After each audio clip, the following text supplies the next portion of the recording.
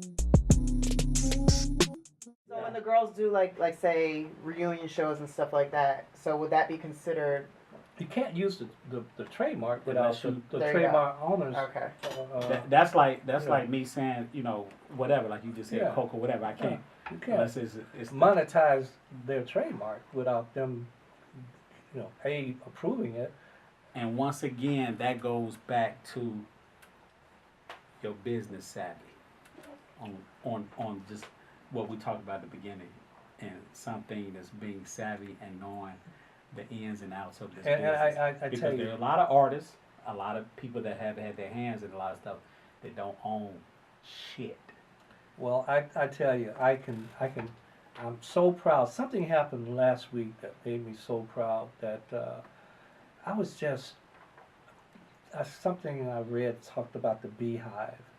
And I said, you know what, I'm going to go, and this is public information. A lot of people don't understand. A lot of this stuff is not hard. You just research, you can get the information.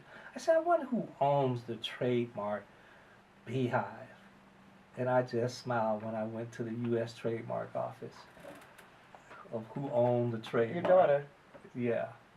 Look who Genius. She learned from the best. Look who the like fuck she learned genius. from, man. It's in the DNA, man. Genius, man. I just smiled. So can't none happen with no beehive, none of that shit without it coming. I just smiled. I thought it was genius. I know that was a big. We gotta talk about proud this. We gotta papa talk moment. about this damn book. Yes. Grab that book. Yes. We gotta talk about this book, man. So people automatically when they hear a book from you, they think it's some music related. But this is not your first book, first of all. Yeah, the first one was DNA of Achievers, which was gratefully a #1 bestseller. And my goal is to make this a #1 bestseller. Racism from the eyes of a child. Where? So are we going live or this tape? No, this is tape. Okay. So, But it'll be a couple weeks. But okay. Because yeah. I know my goal is in this visit here to Atlanta is for this book to go #1. oh, it is. It's gonna go #1. Last week was #2, and we've had so many #1s at Music World and in my career that #2 angers me. And my staff know I go off ape shit mad because I'd rather be number 60 than #2. You just don't want to finish second. Because enough. #2 just means we didn't want it bad enough. Somebody wanted it better than we did. And that's a mental thing that we just didn't work. We didn't work hard enough. This book right here, I did some research on it, and we mentioned off camera, and I'm gonna stop saying it, but you growing up in Alabama during those Jim Crow days, just looking at I know you saw some shit.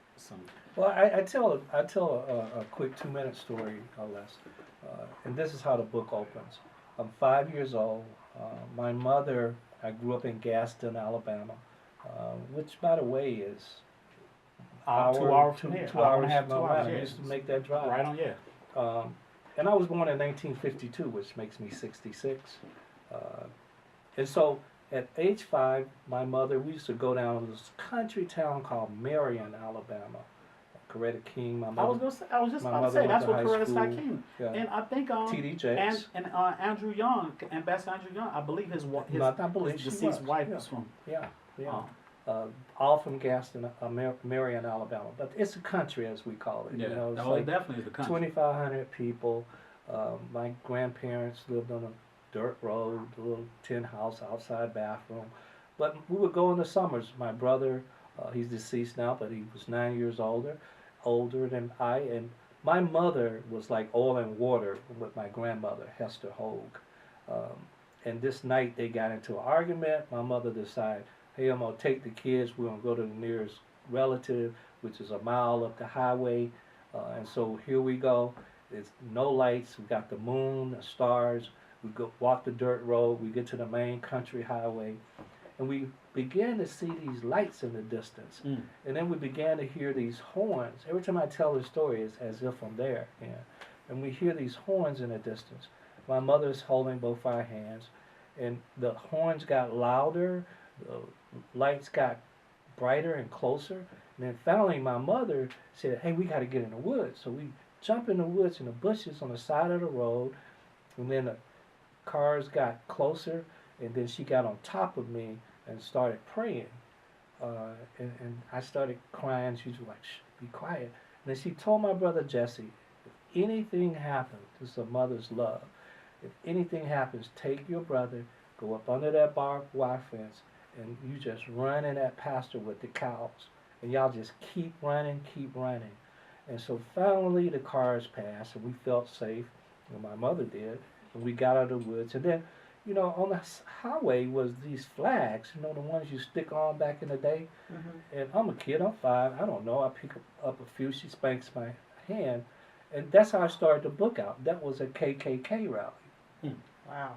That was my first experience with racism. So you can only imagine on a night in Marion, Alabama, what would have happened with this mother and her 2 black kids. Right. And how old were you? I was 5 You're years 5. old.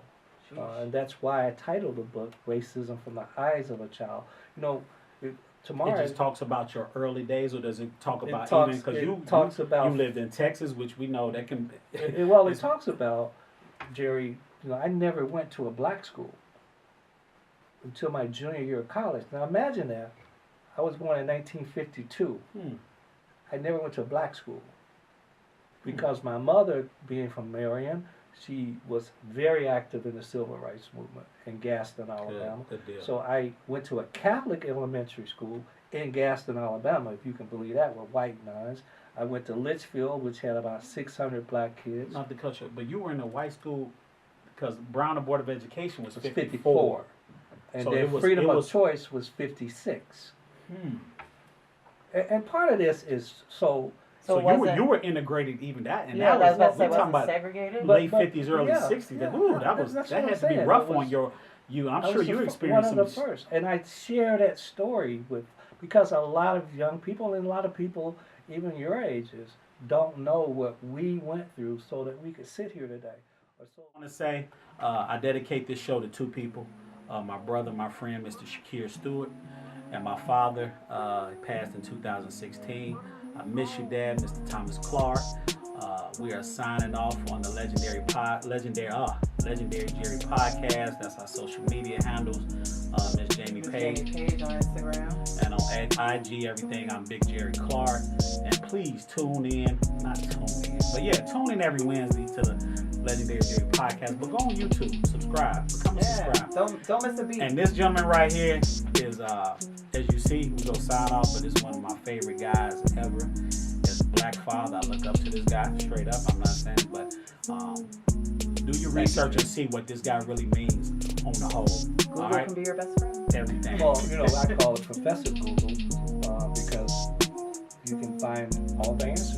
You don't even have to spell it correct. There you go.